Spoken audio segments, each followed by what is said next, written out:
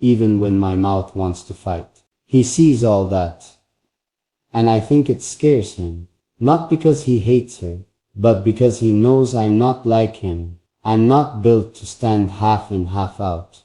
When I choose all the way. So today he asked me something crazy.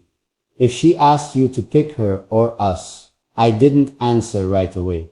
I just sat there looking at my own hands, thinking about all the nights I told myself it'd never come to this.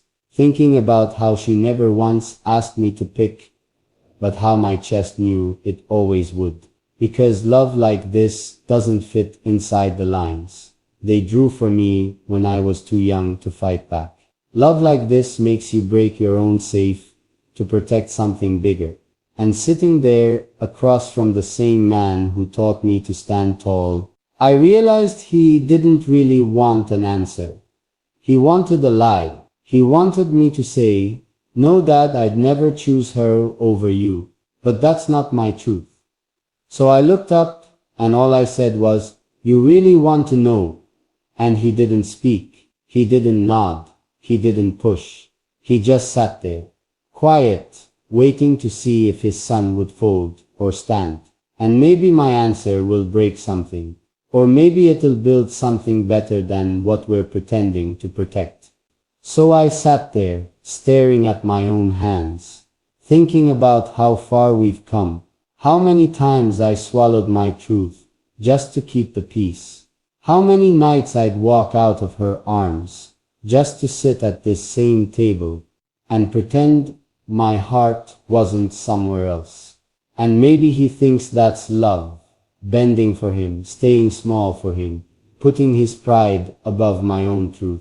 But I'm done pretending my stand is soft when it comes to her. So I looked up at him, and for the first time in my life, I said something I knew would break his chest, just like it broke mine to say it. "Dad, she would never make me pick. But if you're asking me now, if you're saying I have to stand on one side or the other, then I stand where my truth is. But if you think I'll stand small for you just to lose what makes me real, you don't know me as well as you think you do." I didn't raise my voice. I didn't fight. I just told him the truth he didn't want to hear. And that truth was simple. She never asked me to pick, but if life forces me to, my heart already decided long before he asked. And my answer, it's not what he wanted, but it's the only stand that feels right in my chest. After I said it, after I let my truth land in that quiet room, he just sat there, not angry, not shouting, not breaking plates or throwing words like knives, just silent. And somehow, that silence cut deeper than anything he could have said. He looked at me like he didn't know whether to be proud or disappointed. Like part of him respected my stand, but the other part wished I'd stayed small enough to never make him feel this torn.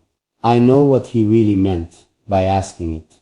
He was testing me, testing if the boy he raised would bend when family pride got heavy, testing if I'd fold my backbone to fit back into the same old picture, quiet son, clean name, no storms to make the neighbors talk. But here's the thing, I've spent too many nights choosing quiet when my chest was screaming for real.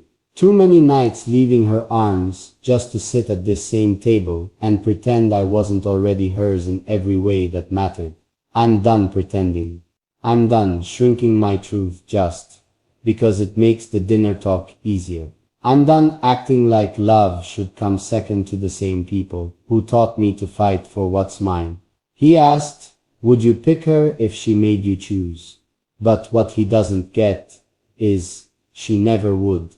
She's the only thing in my life that's never asked me to drop a piece of myself to keep her soft. She'd rather leave than watch me break myself in half just to keep her close.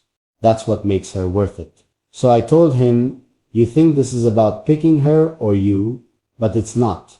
It's about picking what's real or staying fake just to make you feel right.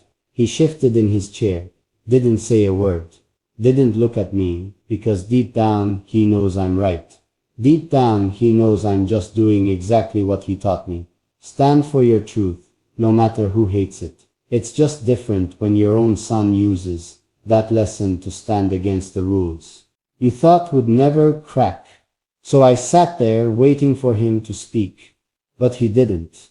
And maybe that silence was his answer, or maybe it was his way of telling me this stand is mine alone now. And I gave him my answer, even if it broke his chest to hear it. After he asked it, and I answered, there was no storm, no shouting, no slamming doors. Just that heavy quiet that tells you everything you need to know about the distance that's now sitting between two people who used to share the same roof. He stood up first, didn't look at me for a second. He just stared at his hands, the same hands that taught me how to fix things when I was too small to hold a wrench steady, the same hands that used to rest on my shoulder when he'd say, "One day you'll be the man who keeps this family together." Now those same hands